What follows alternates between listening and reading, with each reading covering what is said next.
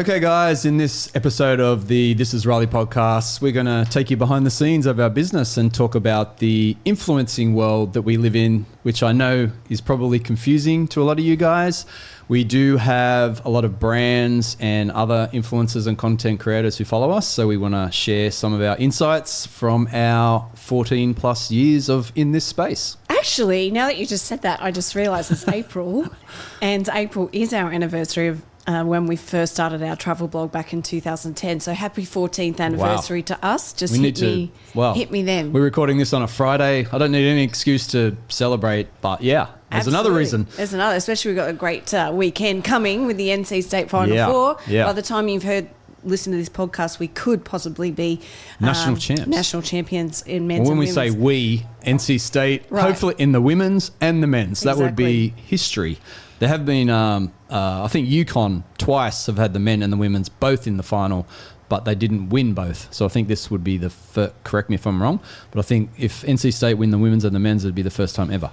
I think it's our year, and the championship final is going to be on the solar eclipse day when the energy's all frazzled, and I think we're going to take advantage of that. Absolutely. So bring it on home. But anyway, yes, 14 years doing this. We do have a lot of experience. We've worked with some of the biggest brands in the world: Amex, Canon, TripAdvisor, Skyscanner, Ford, Qantas, Nissan, Visit Qantas. California, Visit Florida.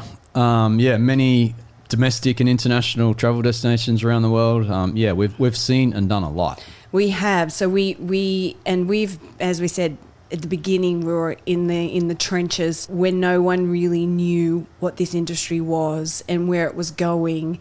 And I mean, we were called out every second back then because it was it's so common now, this world called influencing or content creating, travel blogging.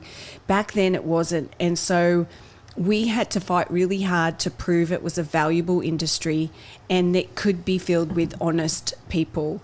So that was a really tough road that we walked. But we learnt a lot through it. We made a lot of mistakes because it was brand new. We were throwing spaghetti at the wall every day. Like, we didn't know what we were doing. Nobody did. Yeah. But thankfully, we spoke to one another. We really worked hard because we wanted this to work. And so it was like, okay, we've got to all make sure that we're being responsible and trustworthy and honest and all of these things. So we have a lot of experience.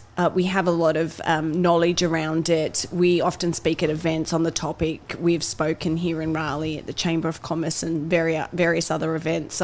Shop Local Raleigh, we did a webinar for them on working with influencers.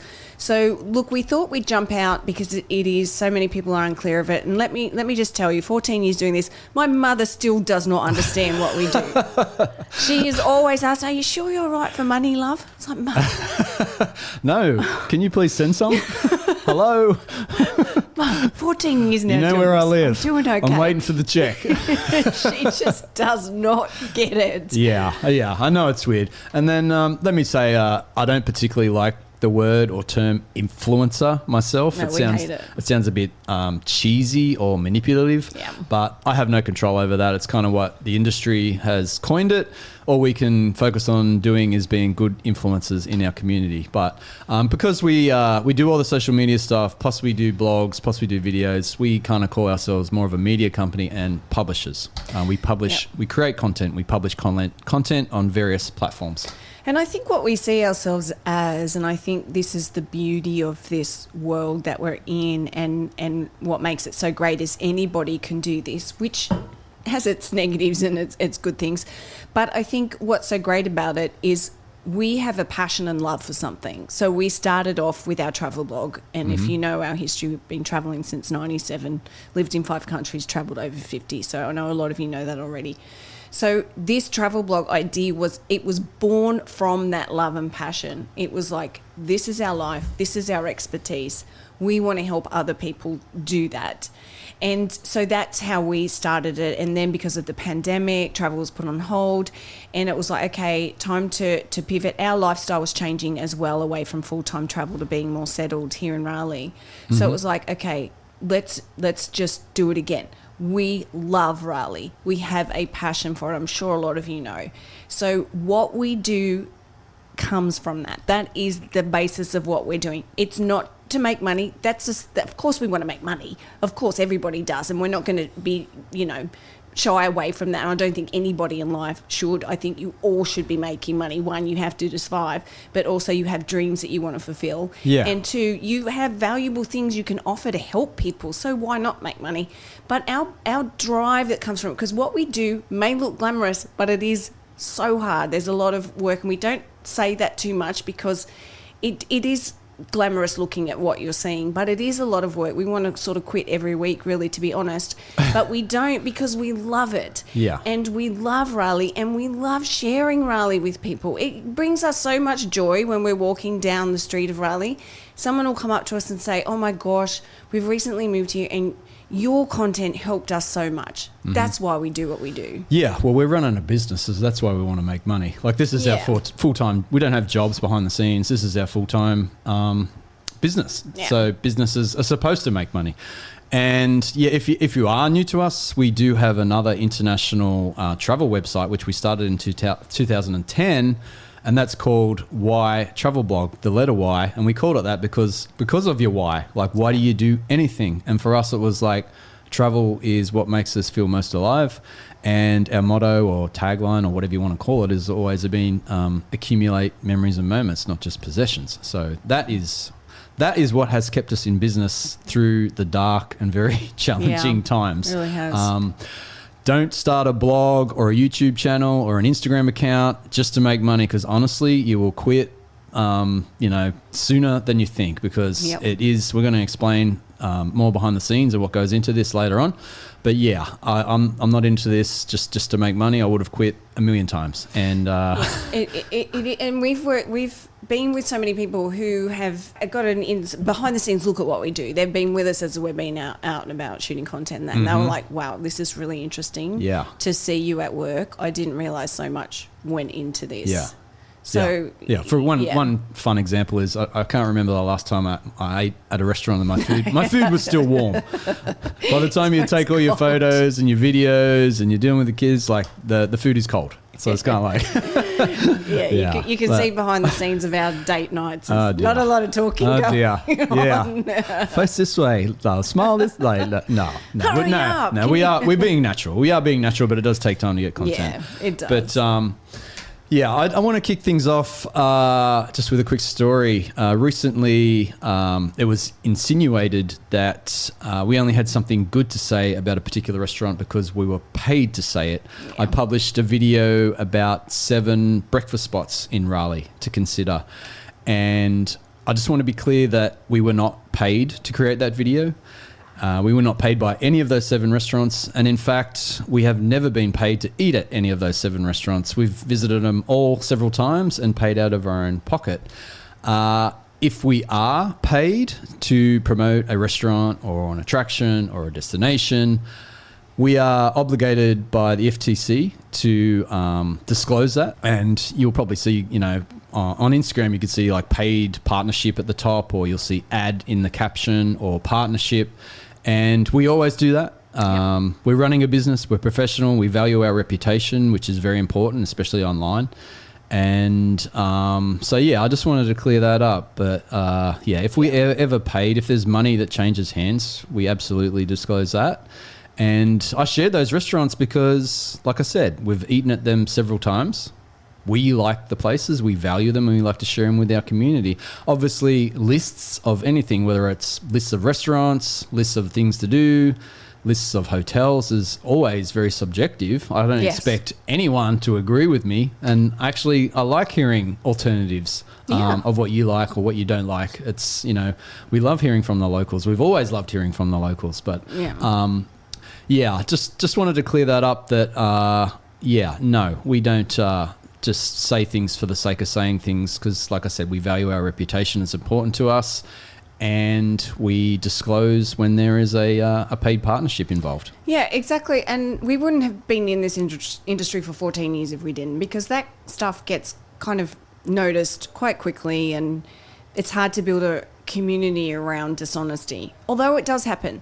And I totally understand why people are mistrustful, because it is the Wild West out there. And unfortunately, there are a lot of people in this industry who do not follow the law, as you Yeah. said, it's law. They don't follow it. FTC guidelines, the Federal Trade Commission. By law, we have to disclose paid partnerships. Right. And look, we're fine with doing that because, as we said, we have a higher purpose for what we're doing. We're loving what we're doing. We don't think there's any shame in making money doing what we're doing. We couldn't do it. We couldn't help all these people unless we were making money, and there is no shame in it. There is no reason to hide it or be dishonest about it. Mm-hmm. And if you are smart in the partnerships that you choose to take on, you don't have to worry. And what I mean by that, choose partnerships with brands that you know, like, and trust. Yeah. And that's what we do. Remember, I said we've made all the mistakes. So at the beginning, no one knew what we were doing. We were testing everything out. I think at the beginning there was maybe 1 or 2 partnerships that we took on. We're like, oh, I don't know about this. Mm-hmm. Okay, that's the sign for us where it's like, do not enter it. Yeah, listen to your intuition and your gut. Right, and they never come out well. So we've learnt that. And now we don't do it. We just partner. If it's not a good fit for us, we just say, look, sorry, we don't think this will work. This is not good fit for us. It means you have to turn money away, which might frighten people. Yeah. But you don't have to be frightened. You can align with partners and brands that are valuable. You can develop trust. You can know and like them. You don't have to lie about them. Like, we've worked in partnerships before where it might not be altogether perfect. Mm-hmm. Or it might be not, like, for example, I'm gluten-free. So we might work with, like, a pasta restaurant, right? And I would just say, well, I'm gluten-free, I can't eat here, but they have something like this on the menu, but you eat gluten. Like, there are ways to say, we might say, well, you know, this restaurant is great for all these reasons, but if you have kids, it might not be perfect. You can do all of that. Like, and as Craig mentioned, a lot of what we say is opinion-based. Mm-hmm. Just because someone has a different opinion to you doesn't mean they're lying. No. And I think that it gets us quite... we get upset by that because it's like, this is an opinion. Like, I'm not lying because I have a different opinion to you. I just have a different opinion, a different preference than what you have. Yeah, like I said, we've been at this for 14 years and we've become pretty good at stacking the odds in our favour and knowing who to align with. And like I said, we value our reputation. This is our business, this is our livelihood. So we want to partner with people who we have a common goal with, who we engage with, and we've had experience with personally, and fits our brand, as the brand should with a content creator or an influencer. Yep. And we look for that on our end. Like, for example, we have been an ambassador for Allianz Travel Insurance through our travel site for, 7 years now? Yeah. And, you know, they're a global brand. They're trustworthy. They do travel insurance. We're actual customers of them. We've been through the processing claims as secret shoppers through them. So they didn't know it was us even though we were ambassadors. So we experienced it as a mystery person. So we can say that the whole claims thing was a really good experience. We've also been given insight into their customer care policies. Yeah. So we know how much they put into good customer service. Yeah. So all of those things, we're looking for that. Plus, they treat us well. They're not trying to take advantage of us, and I think that's a really good sign because we've had a lot of businesses, brands that have approached us that really just try and take advantage of you and don't respect you at all. Yeah. And so those things really speak volumes, and that's the kind of quality we're looking for when we work with someone, because if we trust you as a brand, look, no brand is perfect, and when you're in travel insurance, that's really a hard one, but we've really looked at their customer care policy and we know they do care. So we're happy to align with them, right? So it's that kind of way of approaching your brand partnerships. Yeah. Now, this particular restaurant, I don't think they'll mind if I mention them. Big Ed's in downtown Raleigh. Like, that was the restaurant I was basically accused of only saying good things because I got paid. Once again, I was not paid. So here's the deal. Big Ed's have been around since 1989. They have over 2,000 4.5-star reviews. They are always packed with locals and visitors. And for me, like, that's a litmus test. Like, when we were living in Bangkok, Thailand for 6 months and spent a year in Asia, we spent 6 months in Africa. What did we do? We didn't have Facebook or Instagram or TikTok then giving us restaurant reviews. we went on the locals. Was this restaurant packed with locals? Oh, it must be good and it must be safe to eat there. Yeah, and that's what we went off. So that's the analogy I used with Big Ed's. Like, the locals love it. It's been around since 1889, which is, let's face it, that's a long time in restaurant industry. So they must be getting something right. Yeah. So I'm not the only one singing their praises. And I've been there many times. They're probably in at least a dozen of our blog articles, for breakfast, for brunch, our 24-hour, 48-hour itinerary guide. Anyway, my point is, I value my business. I share them. If I didn't respect and like and see value in the place, they're not going to be all through my blog and my videos. Yeah, we wouldn't be sharing them all the time. One other thing, the point was made about online reviews, that sometimes positive and negative reviews can be deleted. Sure. I take, whether it's TripAdvisor, Airbnb, Google reviews, I take them with a grain of salt. Yeah. If there's a common complaint, I pay attention. Otherwise, I think it's fair to say that people can complain for the sake of complaining sometimes. Oh, big time. But yeah, I know there's a whole game that goes on there behind the scenes with reviews and stuff like that, unfortunately. But like I said, this restaurant is always packed with locals. A lot of people love it. It's an institution, and, I'm happy to share it. And look, I think that brings us back to why this content creating, publishing world can be really powerful, because I do not want to go and read 100 reviews for a place. And look, we're traveling all the time, so we're having to figure out this kind of stuff. And so reviews is something people rely on. Mm-hmm. That can just totally overwhelm me and just mess with my mind. It's just too much. As you said, I'm looking at reviews on a restaurant or an attraction. I don't know who these people are. Mm-hmm. They may have different needs to me, different likes. I'm pretty easily pleased. I know some other people aren't. I mean, we slept in a tent for 6 months backpacking through Africa. I promise you, most hotel accommodations are going to be great for us. Like, so you know what I mean? I don't know where these people are coming from. Yeah. So this is what I think so powerful about our world, is that you can get to know an influencer. You therefore can develop that trust with them, and hopefully they have expertise in a certain topic. And that's, if brands are listening, that's who you want to align with, right? So many people follow us on our travel account because we've been traveling since 1997. We've done it as solo backpackers, as couples, as family. We've lived and worked in 5 countries, so we've done expat travel. And we've also been digital nomads.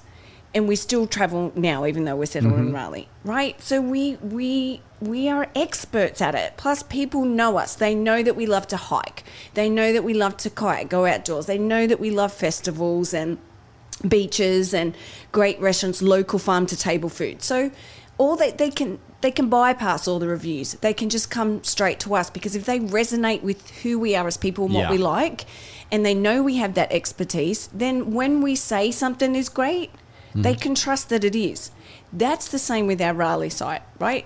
And on the Raleigh site, what makes we think us quite more relatable, I guess, or powerful, is the expertise that we have because of our travel experiences. Yeah. So we know if a restaurant is good.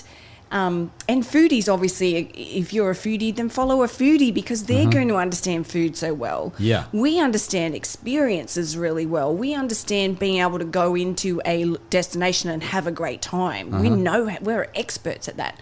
So if you find an influencer, content creator, publisher, however you want to talk about them, who have those things in place, they have a great relatable brand, you understand who they are, what they represent, what they like, does it align with you, they have a good story, and they have expertise. That's really, really important as well, right? Yeah. Then you can bypass all those reviews and just trust them. And even if they do align with brands and get into paid partnerships, you can hopefully, if you follow them enough and you understand they have value and good authority and are trustworthy, then you know they're aligning with brands in the right way to help bring you something that may help your life in some way. Yeah, I mean, I don't see myself as a professional food critic or an expert. I just know what I like. And when I think of a dining experience, yeah, sure, there's certain things that are important. Obviously, the taste of the food, the cost, the atmosphere in the restaurant, the service. It's a whole package to me. Yes. Like, I don't want to keep harping on about Big Ed's, but I love it because it's Southern cooking, Southern hospitality. Raleigh is evolving quickly. There's a lot of great new modern food and restaurants out there now, but I love it because it's like this is Raleigh. This is the South, and it's that Southern home cooking experience. I love the stuff hanging from the rafters and the ceiling, or the decor. It's just awesome. Like, I send any family or new visitors to Raleigh, I send them to Big Ed's because it's a Raleigh experience. Yeah, it's an institution. You can get a pizza or a burger or a bagel anywhere, but Big Ed's it's Raleigh to me. Like I said, it's been around for a long time, and hopefully it'll be around for longer. But do they make the best coffee? No. Do they make the best pancakes? No. But, I'm a steak and eggs guy. I like my black coffee. I like the biscuits there. I like the pork loin. My kids like the hot chocolates. They like the pancakes. They're not too fussy. I mean, it's the whole package and experience. Yeah. Like, it's like taking a step back in time. Yeah, and that's our value, in that we're always looking for the package and the vibe. Whereas when, as you said, we're not food critics. Foodies, that's going to be more important to them, for a foodie, for the taste of the food, the presentation, all of that. Well, we like that, of course we do, but we're also looking for that vibe, that package. And that's just, as travellers, that's just what we do when we go to a destination, because the vibe of a place tells so much of that story of that culture, not just the food, but the actual atmosphere there as well. Yeah. So for us, we are always looking at that greater story. How does package. a restaurant, or even if it's not a restaurant, a place, how does it leave you feeling? Is there value there? You're creating memories and spaces. We can go to a fancy restaurant and like the food is amazing. Also go on quantity as well. Like, I hate going to a restaurant that's really expensive. The meals are, they're presented beautifully and stuff, but they're tiny. And I walk out hungry and I got to go and get a burger. I don't like that. Yeah. I mean, I'm grateful for the experience and stuff like that, obviously, to be able to do that. But I'm always looking for value and the experience and the atmosphere. And is there a story? Is there history to the place? How does it relate to the city? Yeah. So. And we're good at, because with travel, wherever you choose to go, you're investing a lot of time and resources in there. So you don't want to go and have a miserable time. And you might arrive in a destination, everything might go wrong. The weather's dreadful. You might feel a little bit nervous, scared. You might decide, I don't really like this. So then you're faced with a choice. Well, you're here. You've put all your money into it. What are you going to do? Sit around for the next 2 days and just whinge and whinge? Sorry, that's Australian for wine. Or are you going to say, well, how can we have a good time? How can we have fun? And last year, my daughter Savannah and I took a road trip to South Carolina, the old 96 district. And so, it's not a theme park. It's not New York. And, kids love that kind of stuff. And so my daughter was like, we can have a good time here. And I said, Savannah, you and I, we are going to go out, explore, and we're going to find the story. And that was our perspective. And we went out, we found the story, we had a great time. And then on the last day, we went to this a fort. It was an attraction, and I'm walking around with my daughter Savannah, and we're talking about things, and she said, well, Mum, I think we found our story. I was like, yes, that's power in the story. That's perspective. So that's what we're doing. We're looking for positives. We're not journalists, we're not newspapers, we're not reporting on the negative. We are looking for stories that uplift and inspire and make a difference to people's life, and just make them feel good about life, to just realise that even though life is challenging, there's something going on every day that we can pull our hair out about. But look, we're living here in Raleigh, let's find something to love about it. And we're just going to say, well, here, guys, look, here's something you may be able to love that might brighten up your day a little bit. Yeah, I mean, Raleigh does cop a bit of flack from people moving to the area by the food scene. And, for me, we moved here in 2000. No, it's not New Orleans. We moved here in 2004, and the food scene has improved a ton. But I get it. If you're moving from California or New York or Florida, it's, you know, have different offerings. So, but food, no matter where you go, can tell you so much about a place, and that's why I like going to these landmark places in Raleigh, because you get a taste. It's a way to taste the experience of the city and get exposed to its, you know, soul or whatever, if you want to call it. So, like I said, you don't have to like it. That's fine. You got other options. But yeah, like I said, you can get a burger, you can get a pizza, you can get a bagel, you can get them almost in every state, city around the country. So I like to, and no matter where we go, whether it's Paris or Rome, London, Bangkok, we love to eat where the locals eat, because it tells just so much about the place. Yeah, it does, for All sure. right, I think we need to move on from food. yeah, I'm feeling a bit hungry, but Should we go to Big Ed's? They have a pancake challenge, by the way. It's so funny that I actually, and look, we're just being honest and real, I actually haven't eaten there. And that's just because I'm gluten-free and I don't eat breakfast. So, I mean, but like Craig I said, and the kids love it. So, I love it. Now, me and the kids have been there many times, and we'll be back again soon. But, Yep. So we, you know, that's sort of, we've touched on a lot of points already, but we thought we'd just, you know, continue to share some of our experiences about how this world of ours works, and for influencers and brands who may be listening as well. Yeah, and we are still figuring it out. Like when we first got started in 2010, it was just the blog and Facebook. Like, yes, there was no Instagram, there was no TikTok, there was no Pinterest, no YouTube Shorts, no podcast. Well, there was podcasts, even no one was doing it. Yeah, it's the industry keeps evolving, and we're still figuring it out. Yeah, you have to, it's because constantly it changes changing. all the time. We've had massive change from Google, like in the last 3 months. Like, everything is constantly changing, and you just have to be able to evolve. Right, and I don't think people understand that. As you said, it looks like all you're doing is just putting a photo or a video on your feed of you having a good time, and anyone can do that, and rightly so, anyone can. But there's also so much going on behind the scenes, like the amount of, you know, we're working 80-hour weeks usually, and we don't want to like complain or anything about it, because we love what we do, but we just want to be clear that there is a lot of work involved if you're doing this as a business, because when you're running a business, you're wearing many hats to make that business work and to grow and thrive. And I think that's important for anyone thinking of jumping into this world, because it looks so easy, and who doesn't want to make money doing what they love and just putting things out on social media? Of course. But you want to come into this being very prepared that there's a lot more involved with that, and it is going to involve you having an entrepreneurial mindset, which means you're going to be reinventing the wheel over and over again. You're going to be pivoting over and over again, because what we do is heavily based in technology, and technology is always changing. The rules are always changing. So you just cannot sit still. You have to constantly be changing what you do. What you did 2 weeks ago sometimes necessarily is not going to work anymore.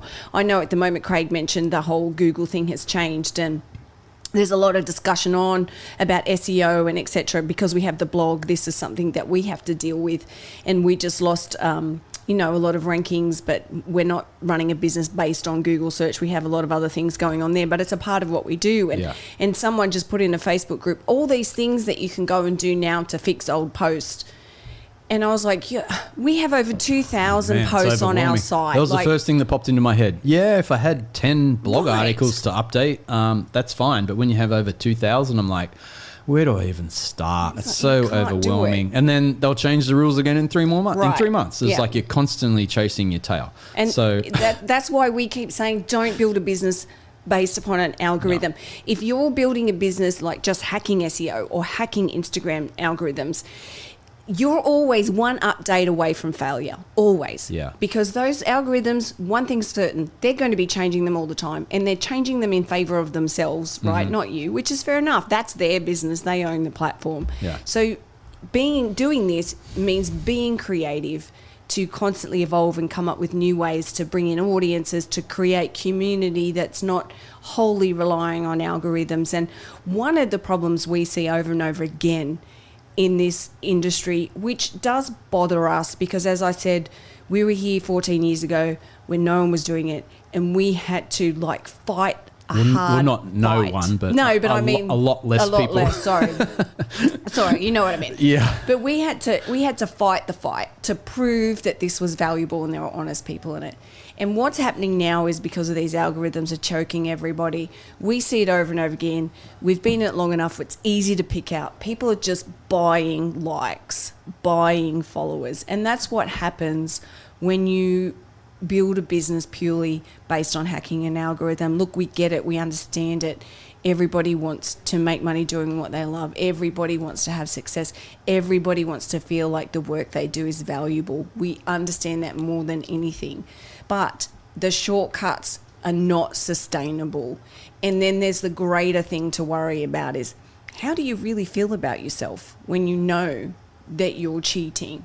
Mm-hmm. I know, years ago to grow on Instagram, everyone was doing follow, unfollow, right? Mm-hmm. So we were, okay, well, let's try this. Well, I lasted 2 days and I was like, I can't stand this. Shut it off. I'm not doing this, because I just felt so bad about myself. And I'm like, everyone's going to know that I'm doing this.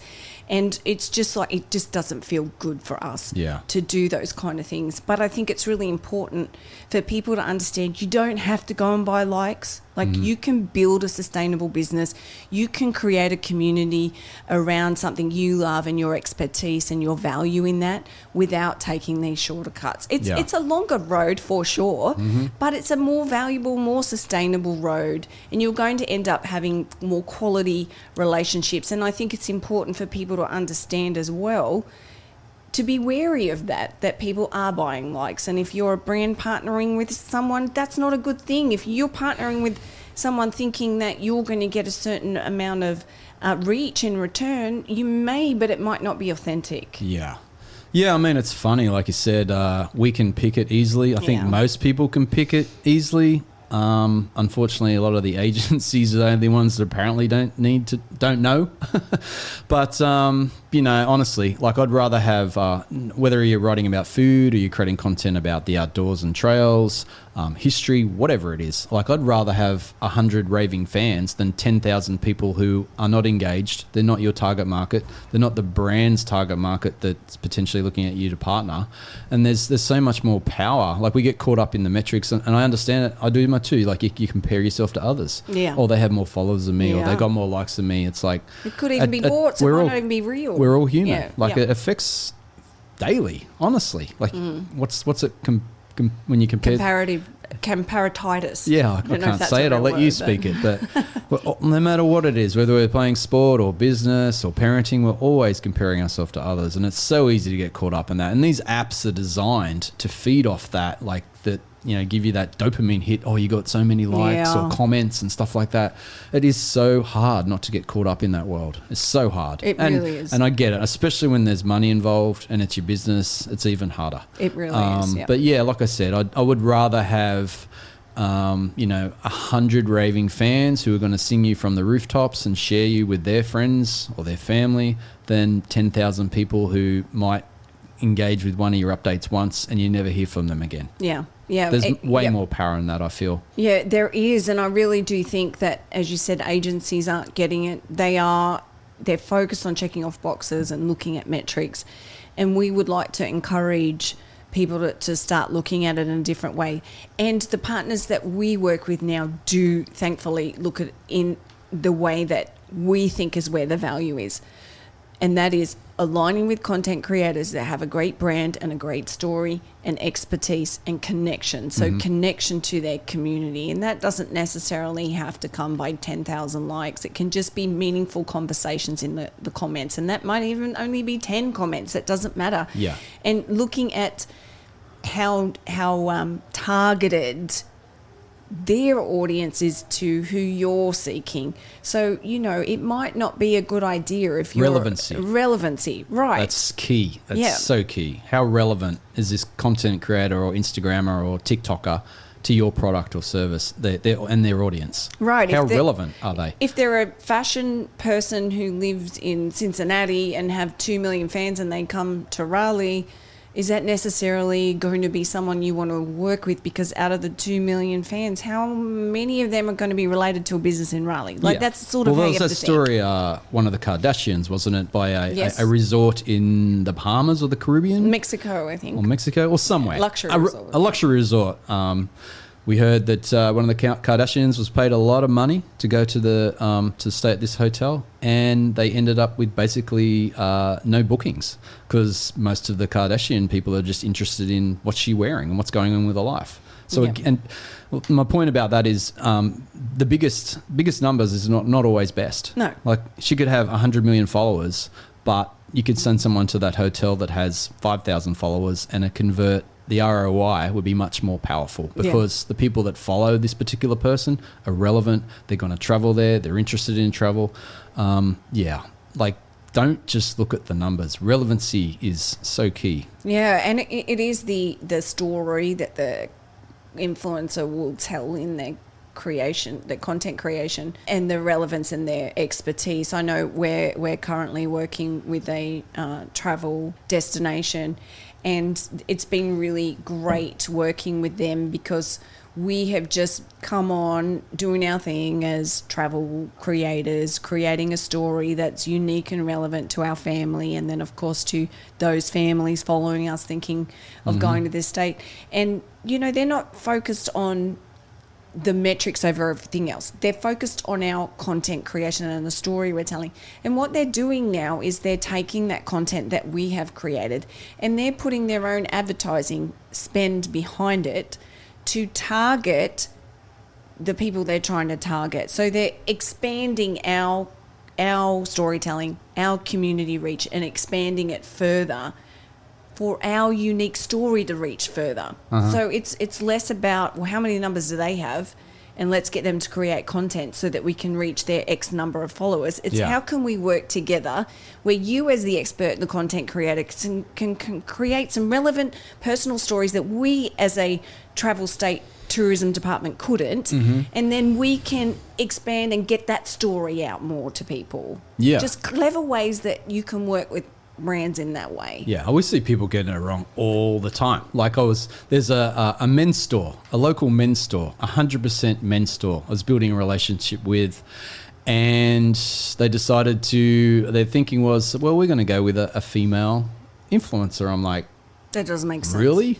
That just sounds so silly to me. Like, where's the relevancy? That's not relevant. That's like hiring me, Craig, to promote it's a 100% female Rose product. and Lee or Flourish Market. Rose and Lee, like a ladies' boutique store. A ladies' bra shop or something. It's like, it's just not a brand fit. Like, what's going on here? But we see, that's just one example. I see it every day, all day. I see it online. I'm just like, where's the connection? Where's the fit? Where's the relevancy? It's like I said, don't just chase the numbers. Don't hire the Instagrammer with the most numbers or the TikToker with the most numbers. Look at these people, look at their content. Look at their story. Are they engaging with their followers? Are they professional? Is there the type of content that you would like to represent your brand and your messaging and your story? There's so much to go into this. And if you're paying somebody, like, get on the phone and interview them, like, speak to them, meet up with them in coffee.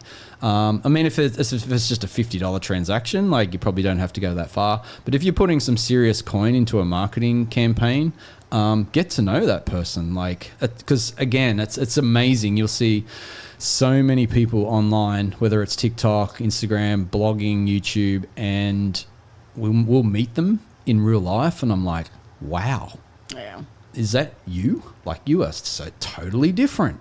And if I'm a business owner and if I'm hiring somebody to represent my brand, I want to sit down face to face and have a chat with them. That's worth my 1 hour and my coffee or lunch or 30-minute Zoom call. If I'm investing in you, let's have a chat. Yeah, and I think that goes into the point too of what we're always looking for is a partnership, not a way to make money, but a partnership. Long-term partnerships. And a long-term especially. And so that's what if you have a sit-down conversation, that's how you can pull that out it's a collaboration. And then you come together and say, well, what's your needs? What's your win? Here's our needs and here's our win. Here is the win that we want for our community. This is what we want to give to them, to help them. So then it becomes this collaboration between the three of you. It's not just, I'll get the word out about your business and then you pay me and we're done. It's like, no, how can we work together so we can create valuable content that's good for our audience, and then we win by making money, or it might be other ways growing our community. There are lots of different, we'll talk about leverage in a minute. And then the brand wins because they're aligning with the trustworthy, reliable person that has great storytelling, a good brand, and is relevant. Yeah. It's very, very powerful. Yeah, you mentioned long term. So if you want to talk about that too. we always go into each potential partnership with that thinking: win, win, win. A win for the brand, a win for us, and a win for the audience. What's in it for the audience? Because let's face it, without the audience, we don't have a business. So, Right. so they're key. They're critical. What are they going to get out of that? Yeah. And long-term relationships, like I think everybody knows in marketing that people need to see a product or a service more than once. Yeah. They need more touch points. So we like to have more touch points with the brand as well. So we get to know them and their story and their product and service. So we love long-term relationships for all three parties: the brand, us, and the audience. The audience gets to see you more often, more touch points, you're top of mind, because let's face it, we're bombarded with so many messages all day. Yeah. Like it's when I was growing up, it was just a newspaper and the 6 p.m. news broadcast. Now it is constant. Your phone, messages in your face, all the platforms, online, offline. So people forget, but if you can partner with a content creator or a publisher, a blogger, YouTuber, or whatever, long term, and maybe do something each quarter. And that's what we do. We have a few clients where we do something each quarter, seasonally. Because whether it's a destination or a restaurant, you have different offerings each season, each quarter, and it keeps it top of mind with your potential customers. Yep, exactly. And, if we do that with partners that we know, like, and trust, and that's developing the know, like, and trust with our readers as well. It's just such a better way of doing it. As I mentioned, we've worked with Allianz now for about 7 years. We worked with Destination when we lived on the Gold Coast in Queensland, Australia. We worked with Tourism Queensland for 2.5 years. They're still sending us emails asking us to come back. Yeah. And it works so well because we loved Queensland. Queensland, I mean, you can't go wrong if you live in Queensland. You've got the Great Barrier Reef, the Daintree Rainforest, spectacular beaches. You couldn't ask for a better partner. All we had to do was just share the wonderful travel experiences in Queensland. Of course, we're all over that. And they loved it because it saved them so much on resources. They didn't have to spend all this time of researching and finding influencers that will come in and tell one story and leave again. They saw the value, and they were saying this back in 2014. Yeah. We want to work with ambassadors. We want to work with people who are in our state all the time, who love the state and can be passionate ambassadors. And so that's what we just stepped in and did that role. It's very, very powerful. And you will save so much on your resources when you align with that person long term. Yeah, totally. And from the content creator or influencer perspective, like one of my top tips, I'm going to share a few, but one is chase those long-term partnerships, because constantly chasing one-off projects or clients is exhausting. It's terrible. Constantly spinning the wheel. You're worried at the end of the month, about your income. I mean, I'd rather take less per month or per quarter over a long-term contract for many years than just one big check up front and then I've got to find another project. Again, hustle. Like that that security and that peace of mind, I'll take that any day. Yep. And don't give up on what you think is a great partnership, what you believe in. So at the beginning, as I said, no one knew what they were doing. Like Craig and I were sending, and I think about it now, some of these proposals we sent out, and this was before anyone was making money, but we believed it and we knew it was possible and we knew there was value. So we were sending out big proposals. Remember we sent that big proposal to Tourism Australia? Oh my God, I just laugh at that. And we now. had just a couple of thousand followers and we're going to do an 18-month road trip around Australia. You need us. We're perfect. We're a no-brainer. Yeah, we're like, this is the best thing that's what ever were we happened. thinking? But thinking big, but not practical. But at the same time, what our vision was spot on. It was perfect. We just didn't have the community at that time to back it up, but we also just didn't have the sort of selling experience that we have now. We just didn't know how to put that proposal together. But we've done what we pitched, we've done over and over again. And one of the things that totally blew our mind is we had been working with Tourism Queensland for some time, and we would have a sort of standard proposal we would send to them of what we would deliver and how we would make this work. And then they reached out to us once for a campaign, 2-week campaign they wanted to do with us. And their proposal to us was exactly the same as what we had been giving to them. And Craig and I just looked at each other and went, oh my God, it's working. Like what we believed in and what we saw was valuable.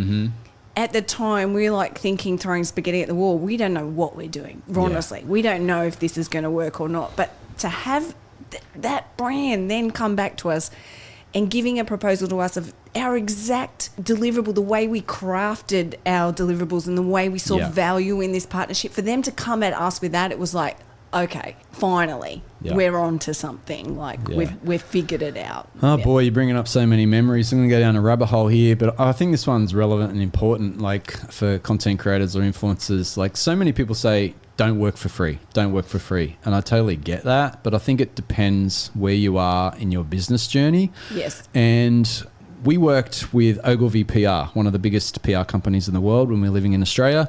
And at the time, they were no cash for comment. I don't know where they're at currently because we haven't partnered with them for quite some time. But we did work for free, and we were very fortunate and grateful to work on campaigns with huge companies like Qantas, American Express, Ford, Canon, who were clients of Ogilvy PR. And by doing that, it helped give us valuable experience. It helped us network with people within Ogilvy agency and how that operates, that side of things. Meet some amazing people at like Qantas and Canon and Ford and American Express. And when we had to apply for our business visas and our green cards to live here in the US, imagine how powerful that is on our resume that we've worked with these companies. Yeah. Yes, we would have loved to have been paid back in that day, but leverage is so powerful as well, and being able to leverage that opportunities. And here's the other thing, like one of the biggest PR agencies in the world, if you know anything about agencies and the space that we work in, those people move around a lot. So building a relationship with people in agencies or PR, when they move to different companies and they have a working relationship with you, they know you, they trust you, who do you think is going to be top of mind when a campaign comes up? They're going to reach out to you, and that can lead to money in the future. Yep. So I think it's very important what stage you are in your business. Obviously, you need to support yourself and pay your bills, but when people say don't work for free, well, yes and no. Yeah, and I want to touch on a couple of things there because I think it's really important. So back then, no one was paying, so it was kind of like our only option. We also had... I wouldn't say nobody, but it was a lot rarer than now. It wasn't as commonplace. No, not at all. Because they're still figuring out the space. We're talking, we're talking 15 years ago, guys. So a lot has changed. It changed a lot. But we were very clear on what we were doing and why. And as I said, we were sending out these kind of, at the time, called outrageous pitch proposals because we saw the vision and we believed in it. Excuse me. So that helped us to know what to say yes and no to. So obviously when Qantas came to us with this incredible opportunity that wasn't paid, we saw the leverage in that. We knew, okay, this will take us somewhere. And it did, because that set us up for a relationship with Ogilvy, which then led to Amex, Ford, and some of those were paid. Canon wasn't paid. Amex was. And we built relationship with a lot of people in Ogilvy, and as you said, they did move. Even if they weren't paid, I mentioned an 18-month road trip around Australia. Through our relationship with Ogilvy, we were able to secure a Ford vehicle for 18 months for free. And it was Nissan first. Sorry, Nissan. You say Nissan. We say Nissan. Nissan and then Ford, clients of Ogilvy. Now, we didn't get paid, but in the travel space, a dollar saved is a dollar earned. Like that would have cost us a lot of money over 12 to 18 months traveling around Australia. So there's tremendous value in that. There is, and I want to mention, because we're talking this word leverage. So it began with the Nissan. I'm going to say it the Aussie way. I'm going to say it the Aussie way. It began with the Nissan... Pathfinder? The Nissan Opportunity. But the Nissan... Okay, the Nissan Opportunity came via KidSpot. So we Another company. We did get paid, and this is how you can look at creative ways where you can get paid. So KidSpot at the time were the biggest online parenting magazine in Australia. Mm-hmm. They knew that we were in the family travel space, and they had the partnership with Nissan. That's right. And they came to us and they said, we want you to write, at the time I think it was 3 articles a week. Mm-hmm. We're going to give you the Nissan. Write 3 articles a week. All you have to do is go out in the Nissan, have some fun family trips together, day trips, whatever you do, mm-hmm. and write content. And that content was published on KidSpot. Mm-hmm. So that came about because of that. We then decided to travel around Australia for 18 months. So we said, hey, why don't we keep the Nissan and continue this partnership? Uh-huh. And so, of course, they were all on board with that. And then I think about 6 months into our road trip, the campaign ended. And that's when we were able to go to Ford, who is our relationship in Ogilvy, and say, hey, do you guys want to take this over? Yeah. And then we had the Ford for a year. Yeah. But just talking about this idea of leverage, and I mentioned Tourism Queensland, how we worked with them for 2 years. That relationship with them started because we went on a blogger trip up to Queensland to the Whitsundays for a week with them, which wasn't paid. But that gave an opportunity for us to build relationships with the PR director from Tourism Queensland and get them to see the quality of the content we were creating, which they fell all over. They loved it. And then that launched into 2 years of paid work with them. It's this idea of leverage. It's really seeing the bigger picture. How can this all fit in? How can I not just like grind away for nothing in return? You want to get something in return. Yeah. And how can you leverage that into the future? And it's a risk, but you're in business. There's risks in business. It is a risk. You might put all this work and then they decide, well, we don't want anything to do with you. Yeah. And that has happened. We've put work into potentially hoping to build long-term partners and it's gone nowhere. Yeah. So it's business. You're going to win some, you're going to lose some. But if you are quality in what you do, you are professional. Believe me, it's highly valued because it's not as common as you think. Those relationships can lead into powerful long-term things. Yeah. Oh, professional is key because we know there are some divas out there and agencies and PR people talk. We hear it all the time at conferences with other bloggers, Instagrammers, TikTokers. If you're a diva, if you're unprofessional, if you don't do what you said you're going to do, if you create issues when you're on a trip with a group or by yourself, these people talk and then you're not going to get rehired. No. So be professional. Yeah. Be easy to deal with. It's always been one of my mottos, like, don't be a pain in the backside. Like, be easy to deal with and follow up and do what you say you're going to do. And if there's a problem, because look, it happens, things Address go it. wrong, just communicate. Yeah. Just Quick funny story about the Nissan. We had this brand new Nissan. Oh my gosh. We're driving up the coast on a getaway. It's the car is absolutely full with luggage and food. There's not a spare inch in the car, and it's a 4-wheel drive. And I'm not an experienced 4-wheel driver. So we drive onto this beach in Australia. No, but you have to say, before we were driving on the beach, we had this conversation with each other and we're going, do we have to let the airs out of the tyre? I feel like we do. And then we're back and forth. No, it's a 4-wheel drive. I've got, I've got all the 4-wheel drive functionality and stuff. We'll be fine. And you go, it's a new Nissan. It's going to be fine. It's a new Nissan. So I drive onto the beach. I don't let the air out of the tyres. It's soft sand. And I get literally like 10 foot from the edge of the ocean and we get bogged. And the tide's coming in.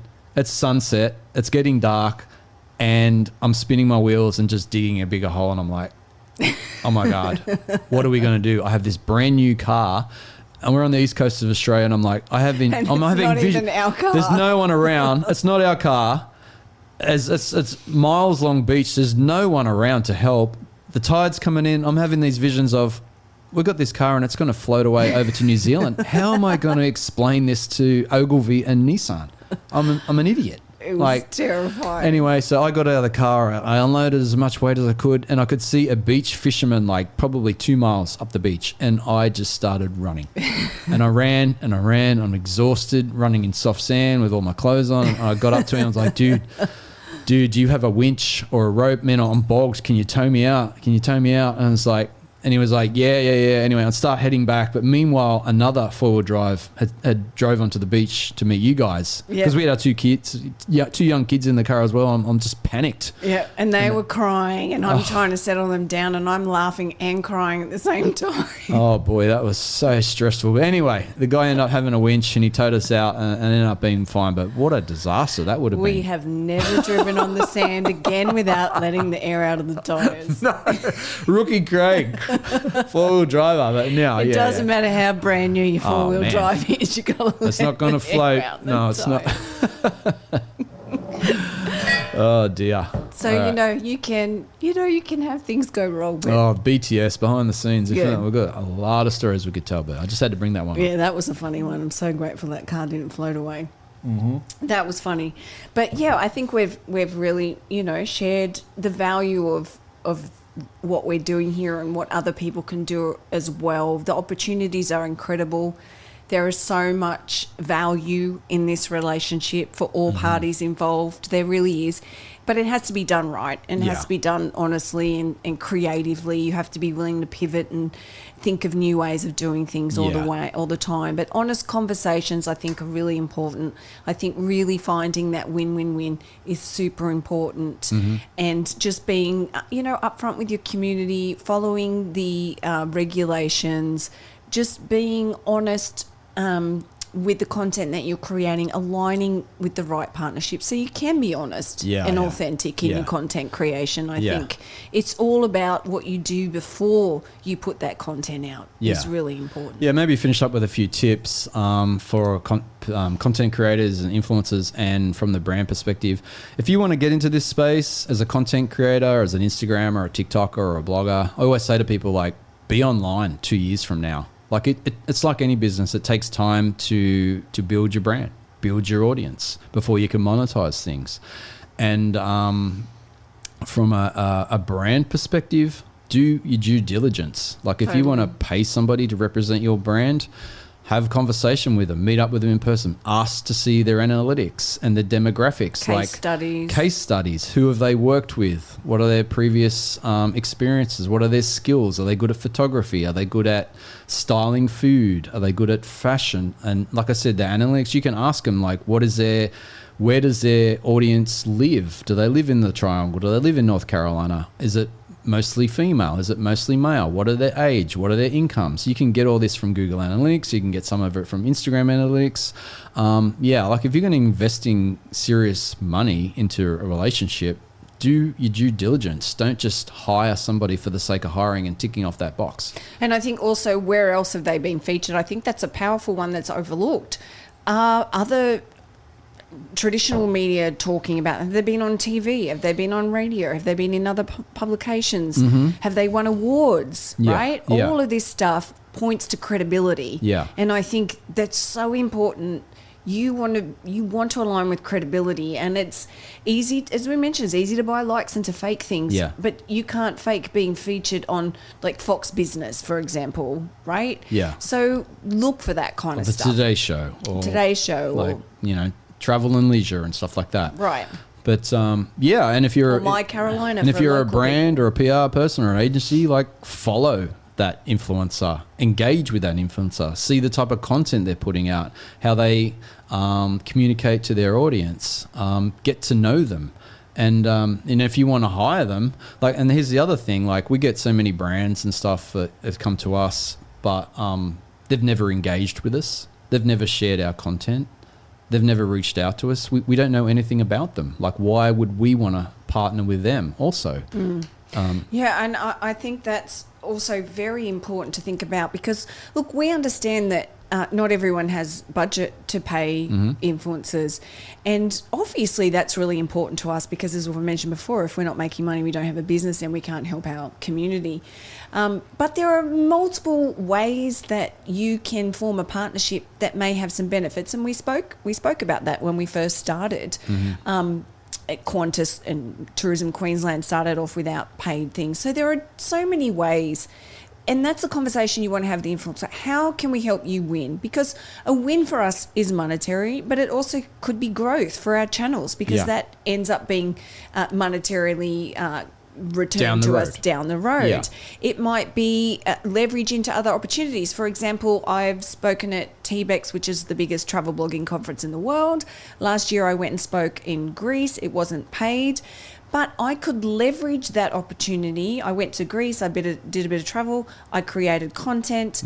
I brought Allianz Travel as a sponsor on board. So I was able to leverage that into making money in other ways. Yeah, through that content, we can make money through display ads on our site, through affiliate links to hotels and rental cars. So yeah, you might not get paid up front, but leveraging that content in other creative ways where long term you can recoup that value. Right. So that then may work. So have the conversation. The influencer have the conversation with the brand, see how you can make it work. The brand have the conversation with the influencer.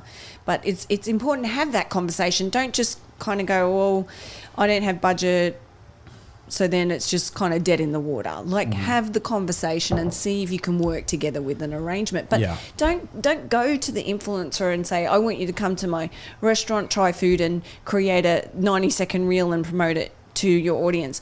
Think about how can you help the influencer win something? And if you don't have budget, you still want to think about how can you help them win? Because what you're doing is you're coming to them and you're saying, I want you to do all this work to take advantage of your community, to market my business, to make money and give you nothing.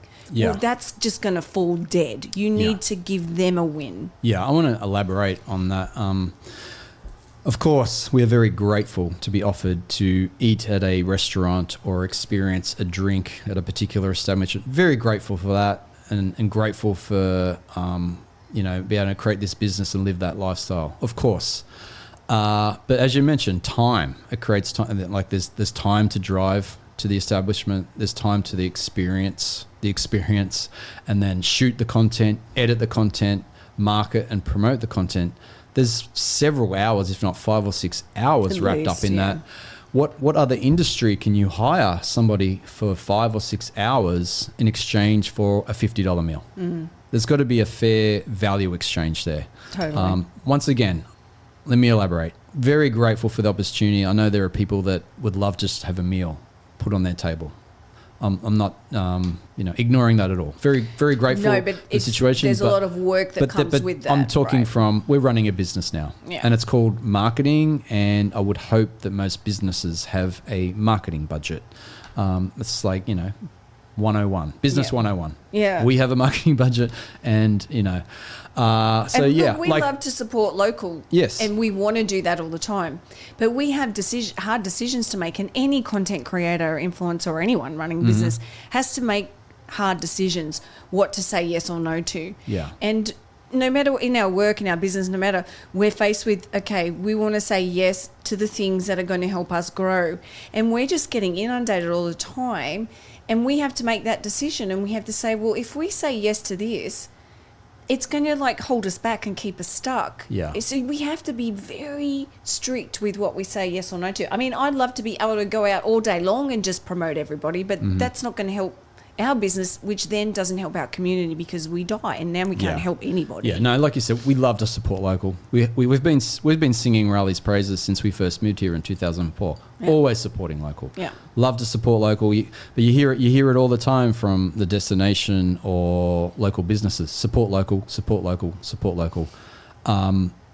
We are also a small business, so don't forget to support the local content creators and the local influencers in the community who are supporting your local restaurants, your local attractions, and bringing lots your of local people in. Businesses, and bringing eyeballs and feet in the door and income streams. So, when you say support local, support the local content creators as well. Yeah. I think is important. It's an ecosystem that works when everyone it's balanced, right? The value is there for everybody, and then it starts to thrive. Mm-hmm. But we have to have everybody win from it, and I think it's just focus on that win-win-win. That's been our motto since day one. Mm-hmm. We saw where this was going. It wasn't there, and it was like, I think if we just went to the win-win-win, and if we just made that the principle of everything that we do. Yeah. And again, to the potential content creators or if you're new to the industry, it's just like running a business. Like we started our international travel site with a business mindset, and a lot of travel bloggers who are traveling around the world and stuff, you hear them all the time saying, I started my blog so family and friends could keep up with me. I was like, we didn't do that, because there's way too much work involved for this to just be like I'm running a diary and just sharing my stories. I mean, you can do that, absolutely. Like you don't have to turn this into a business, but we wanted this to be a business. We started this as a business, and we looked at it as a business, and still do. And for it to work, and to have worked for as long as it has now with 2 businesses, it was, well, how do we bring value? Mm-hmm. And that's, you're not going to work unless you have the value there, unless you've got to be bringing something to an audience that's either going to educate them, inspire and inform them, or bring them joy, entertain. Yeah. So that's the value. And so look into your life. What expertise do you have? What passion do you have? What value can you offer? And then build that community around those things, and have that connection. Like, value your community. Yeah. Have connection to them. Listen to them. Chat with them. Mm-hmm. We just have such great conversations over our Instagram, because we love Raleigh. I mean, we're talking every time we go out in Raleigh, we're stopping on the street talking to someone for 20 minutes or more, because we just love stories. We love hearing about people's lives. And so when we're on Instagram, we're asking you, where's your favourite espresso martini in Raleigh? We're generally asking you that because we want to hear your opinions. We want to find cool things. Sometimes we'll say, hey, tell us where you're from. How long have you lived in Raleigh for? Because we love hearing that. We find it super interesting. Like, we care about our community. Yeah, I think, again, for the content creators, like, authenticity is key. Like be yourself. Like, don't be like everybody else. What are your skills and passions? What do you bring to the table? Like I mentioned before, it's so hard to get caught up in comparing yourself to other people, and I still do. Yeah, every day. It's human nature. And I get frustrated, as all the time. But then I remind myself, there's only one Kaz and Craig. Right. There's only one This Is Raleigh. Stay in your lane. Well, you can say it like that, yeah. But the thing with being content creators versus, say, like a traditional publication or corporate is you can bring your personality to the table, and that's you can't replicate that. No. Like, everyone can write an article about things to do in New York City or whatever using a product, but bring your personality into it. That's where the authenticity comes from, and nobody can replicate who we are. Like me and you and our 2 kids, or whatever way you want to look at it. So be as natural and as authentic as you can. I know you can get lost in the space creating like that, but and comparing yourself to others, or they're shooting a video like this, or they're writing about this topic. It's like, what interests you? What's your different spin? What's your personal perspective? It's very powerful.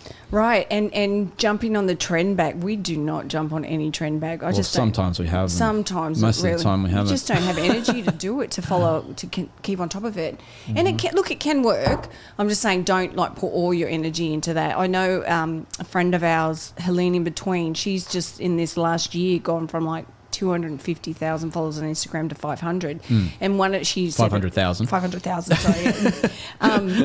She said a couple of things she did different over the past year. And one of those things was she stopped doing trends. She just started going back to just creating content that she wanted to create that was authentic to her personal story and her brand. And I think that's really important. Trends can work here and there, and they're fun and all of that, but if you're doing that all the time, I think it just can be confusing to your community, because they're like, well, why am I following you if you're just a trend hopper, right? What is it where's your story? Where's the thing, the constant thread, the consistency? Yeah. I mean, you can't be all things to all people. That's the other challenge. That's my other tip for content creators.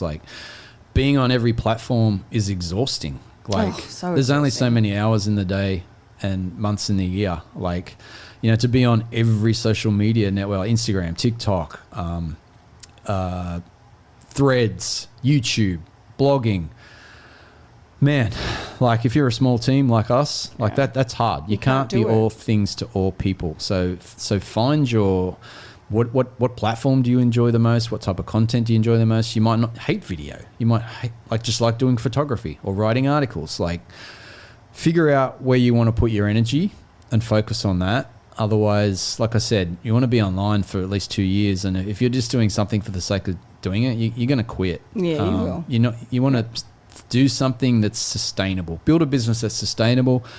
Build a brand, not just traffic, because the algorithms are constantly changing. And on the flip side of being how hard it is to be on every platform, I wouldn't just be on one either. Like, no, I worry risky, about people who are just Instagrammers or just TikTokers, because that can be taken away from you so quickly with a algorithm update or legislation coming through. And then what? You got to start from scratch. So I'm very grateful that we have a blog, we have an email list, we have our social channels, we have a brand offline. So build your brand, not just traffic, and don't put all your eggs in one basket. And because building a business on a social network is like, it's like rented land. You don't own that land. Yeah. Like I said, it just takes someone in that company to make a decision, change the algorithm, change the rules. Or like, look at Instagram. It started off as just a photo app. Now it's like heavily video. Yeah. So it's changing all the time. So, and I think that the building of the brand too just opens up so many opportunities, because with that, and if you were focusing on expertise too, which is a word that just, expertise and authority, it's just getting lost around X amount number of views and likes, right? Mm-hmm. But if you have a brand, if you have authority and expertise, I promise you that is going to open so many unseen doors. I think you're really limiting yourself by not focusing on those things. So, for example, we speak at conferences. We're about to do the NC State Lottery having their annual conference here in Raleigh, and I'm just going to do a 10-minute introduction as to why Raleigh's bloody awesome. Welcome to Raleigh, y'all, from this Aussie. Yes. I know you're confused about my accent right now, but I promise you, Raleigh's really cool. As I say to all my Raleigh friends, we are from the south. We are from the deep, deep south. Yeah. About as south as you can get. Yeah, next stop, Antarctica. But that's the sort of stuff that then can come your way, and so many opportunities. And if you have the expertise, I now am a licensed realtor, right? So I can help people moving into Raleigh. I can help connect them with our partner agent to save them the hassle of trying to figure it out themselves, because there are so many doors of opportunities open because of our brand and our expertise. Yeah. People trust us. They know that we understand Raleigh. They know that we love it. They know that we moved here, so they can connect to us. So it's so important to focus on those things more than hacking an algorithm and your metrics. Yes, they are important, but it's not the be all and end all. There are so many different ways you can elevate your brand and story to sort of go beyond that and above that and still be successful and have all these incredible opportunities that you don't even know are there yet. Well, as they say, what do they say? Like, facts tell, stories sell. Right. Tell your story. Yes. Share your story. Share your story. There's power in story. Like I said, it comes back to authenticity. Like, nobody has your story. Yeah. Like, no one has lived our story. Like, I'm grateful for the position we are in now, but when we started, we were broke and destitute. We'd lost two properties. We were living with your parents. 35 years old with young kids. Had to move home, live with my parents. Lost $500,000 in real estate, $30,000 in credit card debt, and we just hustled. And we were able to build that back because we loved what we did. We had our passion. We had our why. Our why was big enough. And we still work 80 hours a week to avoid working 40 in a job, as they say for an entrepreneur. That's right. It's true. And the other saying is, if you love what you do, you never work a day in your life. Yeah. But so it is, and I think people say, do you really go out and do all those things? Like, how do you have the energy for that? And my answer is always because I love what I do. And I think when you do spend, it's a different way of living, but when you do it, there's a different kind of energy that comes into your life because your energy is not dragged down by doing something you hate. And I've been there. Yeah. I know it. And one of the things that made me say, we've got to make a change is I was teaching, nothing against teaching, it's a tough job. I love teachers. They need to be paid more. My alarm would go off to get up for work. And the first words that I would utter for this one day that came into my life that I would never get to live again was, "Oh, fire truck." Yeah. And then one day the lights went on and it was like, why are you starting your day like this? This is not right. And then that was the spark that changed things. But you want to go for that life that brings you joy. And if this is a world you want to enter into, it's a great world. There's so many opportunities there. But I suggest you start this week. Don't look at how can I hack an algorithm and get more likes. Yeah. Look at what is my brand? What is my unique story? What is my expertise? And craft your plan around that. The algorithm stuff, they're changing all the time. You'll figure it out. But that stuff is what's going to get you above and beyond the algorithms. Yeah, totally. I'm not going to say this to impress people, but to impress upon you. Like if you're starting from scratch, that's what we did. We had nothing. Yep. We didn't have any experience in marketing or publishing or photography or public speaking. I have total respect to journalists and PR people who have degrees and stuff like that. That's fantastic. But the beauty about the internet is you can learn. Like, grow your wings on the way down. Just get started. Like when we started with our international travel site in 2010, we built our own websites. I knew nothing about coding or email marketing. I remember looking back at them now, they were horrible, non-functional, just ugly, with nothing about graphic design. I wasn't very good at photography, but we just got started and we hustled. Like you were working your teaching job and I was working at RDU Airport for Delta. I was starting work at 5 o'clock in the morning. I'm up online. I'm up building my website till 2 o'clock in the morning, and you're getting up early and commuting to go teaching all day, and we're coming home building our websites at night. And we did that solid for at least 6 months. Yeah, we're still hustling. So if the dream's there, like you can make it happen. But it's hard work. Online, it's not physical hard work. I worked in construction. I've worked throwing bags on a plane. Like it's not teaching. Very hard it's work. Different what we do now is not physically, obviously, but it's time intensive. We have, like with the international travel website, we have readers all around the world. When we're asleep here in America, Australia's awake. Like it's constant. There's always something you could be doing on your business, and it's very hard to put the phone down and step away from that and put boundaries in place because there is a massive potential for burnout in this industry. Oh, it's huge. Like staring at a phone or a computer screen all day. And sitting down and being stationary. So you're gonna there's a lot to figure out. There really is. And I just was thinking then the other day I was looking at, we have some friends in the travel blogging world who've been doing it for about as long as us. They're like award-winning for their photography. They've won loads of awards for their photography. And I was looking at a post they wrote for us the other day, like 10 years ago. I was like, is this really their photos? Tell me the post and I know who you're talking about. Yeah.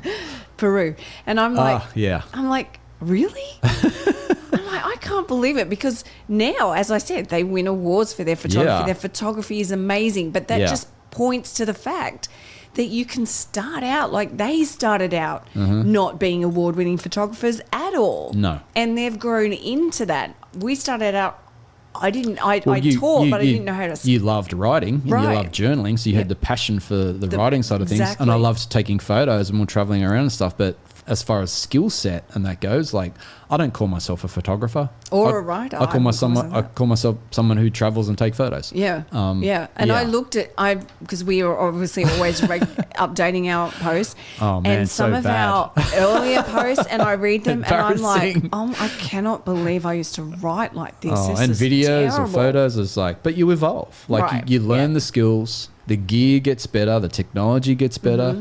But just get started. Like the great thing is about starting online, it's not like buying a brick and mortar franchise where you might need several $100,000 and it can take you years to turn a profit. You can get started pretty quickly. Like you can design your own website, or you can get someone to design a basic one. You get some cheap hosting. You get your social media accounts and you can hit the ground running. Yeah, and as you mentioned, the tools are so much better now. The tools are so much better. You don't have to invest a lot up front, which again, on the flip side is why so many people get into the industry, some with the wrong intentions. It's and a bit like the Wild West sometimes. Absolutely. It's crazy. But that's powerful information for you to know, because that's how you can stand out, by just coming with a little bit of extra motivation, a little bit of extra work ethic, a little bit of extra professionalism, a little bit of extra quality in the content, putting forth that brand story and expertise, and you're going to rise above and stand out. Yeah, go above and beyond. Like, do what you say you're going to do, but offer a little bit extra above that. Offer value, always offering value. Be professional. People talk.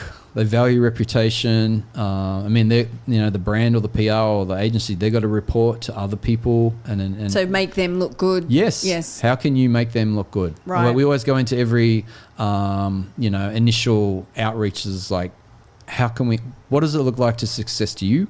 How can we help you? What metrics are you valuing and measuring? And what are your key messages, and how can we align with that? And will that be helpful to our audience? Yeah, and to sort of bring this full circle and to wrap it up, because I was going to end with this, but you just brought it beautifully there. Beautifully. Wow. There you go. You must have done this before. Just once or twice. Yeah, there you go. One thing, and I want to sort of take away this, both if you're an influencer wanting to do what we do, or if you're a brand wanting to work with influencers, but and I don't want to, as I said, I don't want to toot our horn here. I just want to, as Craig said before, press upon you the importance of this. So when we were working in Australia, living in Australia and working with tourism brands, we would go for those long-term partnerships, and as Craig said, our contacts would move from one state to the other, so we'd go and move around and work with all the different ones. But one thing they kept saying about us was, and they didn't talk to each other and come up with this term, they just randomly said it about us. And then when we moved to America, brands kept randomly saying the same thing, which kind of blew our mind. But they kept calling us the gift that keeps on giving. And I think that's really important. That's what you want to be, the gift that keeps on giving. And that doesn't mean you're sacrificing getting in doing that. And where this comes from, and it all ties back to what we're talking about, being above everyone, just raising your standards, extra quality, creating good content. It also really ties back to the idea of long-term partnerships and aligning with brands you're passionate about and that you know, like, and trust. And that's what we do. And what naturally happens when we're working with those brands that we naturally love, Tourism Queensland, telling you we have so much mad love for that state because it's beautiful. Yeah. Same with Australia. That means because we're authority and we're expertise, we're always talking about travel or Raleigh to many different people on the street, people in our communities, people. I'm talking to you about Tourism Queensland right now, right? Yeah. We're going on TV. We're on Fox Business talking about traveling around America. And on there, they're showing, I'm talking about Tourism Queensland. Yeah. We're being featured on the Today Show and online Today Show, and we're always talking about these brands that we know, like, and trust. And so when we're communicating, we're going to Tourism Queensland, hey, I just want to let you know we're on Fox Business, and here you are again, and Tourism Northern Territory. Look, Uluru made the Fox Business on the giant screen, and we're not intentionally doing that to just be able to go to them and say, oh, we got you featured. It's because we genuinely love them. So they're always front of mind. We're always talking about it, whether we're getting paid or not, because we genuinely love them. And so that's the idea of that gift that keeps giving, because that's just what we're naturally doing. And so if you find those partnerships, they are so, so valuable because we're taking them with us wherever we go, and we're always talking about them. Yeah, leverage, guys. It's so powerful. And like you said, we might create content online, whether it's a blog article or a video on Instagram or a YouTube video or whatever, but we talk and meet a lot of people offline. And guess who's going to come top of mind when they ask us, where should I go and eat? Or what hotel should I stay in? Or can you recommend a tour in London or in Sydney? And and we do. Yeah. We can't show that in analytics and tick that off as a box for a metric for a brand or whatever. But offline, behind the scenes, we're speaking and sharing your business or your product and your service to a lot of people. So again, you want to align with someone, you want to align with a content creator or an influencer who can provide that value. Right. And like I said, you can't measure it online in analytics and stuff like that, but it's very powerful. Yeah, it is. It's that natural alignment. It's based on passion and love and the know, like, trust. Yeah. And like the gift that keeps on, like term. we're still repurposing content from places we visited 10 years ago. Yeah. In other roundup posts or other, videos and stuff like that, because, like you said, we valued it. We want to share it with our followers. It's a great experience. We don't always just write one-off contents or one-off videos. More often than not, and we've got very good at knowing what experiences we would like, what places we like, what tours we like, what food we like, that more often than not, it will get featured in roundup posts or mentioned in a podcast or a TV interview or in a magazine or in an email. Like people reach out to us, email and ask us questions, and we share, go and eat at this place, go and stay at this hotel. Yep. So it's like there's a lot going on behind the scenes, offline.